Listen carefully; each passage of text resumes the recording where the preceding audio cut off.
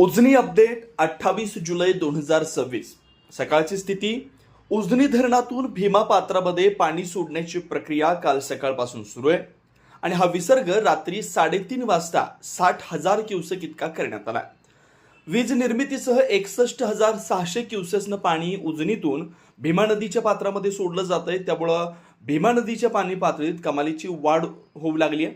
दुसरीकडे वीर धरणांमधून 5,700 क्युसेकनं नीरामध्ये पाणी सोडण्याची प्रक्रिया सुरू आहे. हेच पाणी पुन्हा भीमा नदीमध्ये नरसीपूर संगम इथून येतं. त्यामुळं दोन्ही धरणातून मिळून जवळपास 66,000 क्युसेक पाणी सोडलं जात आहे. त्यामुळं भीमा नदीची पाणी पातळी ही आणखीन वाढणार आहे.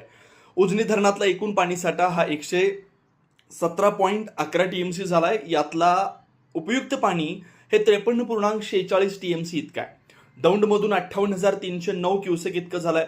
उजनी धरणातून मुख्य कालव्यामध्ये 2400 क्युसेक, बोगद्याला 900 क्युसेस आणि सीना माडा योजनेकरता 280, दहिगाव योजनेसाठी 90 क्युसेस पाणी सोडण्याची प्रक्रिया सुरू आहे. पावसाचा पत्ता नाहीये. या पावसाळ्यामध्ये 155 मिलीमीटर पाऊस झालेला आहे.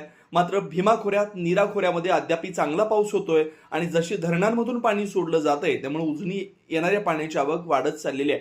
धरण 99.78% भरलंय, जवळपास 100% भरलंय आणि धरणामधून सध्या 61,600 क्युसेक पाणी नदीपात्रामध्ये सोडलं जात आहे. त्यामुळे भीमा नदीकाठी सतर्कतेचा इशारा देण्यात आलाय. उजनीसह वरील धरणांची माहिती पाहण्यासाठी विठाई न्यूज चॅनलला सबस्क्राईब करा. बेल आयकॉन बटन दाबायला विसरू नका. आणि हीच बातमी आता आपल्या व्हॉट्सअप ग्रुपवरती शेतकरी बांधवांपर्यंत जास्तीत जास्त शेअर करा, जेणेकरून ते सुद्धा सतर्क राहतील.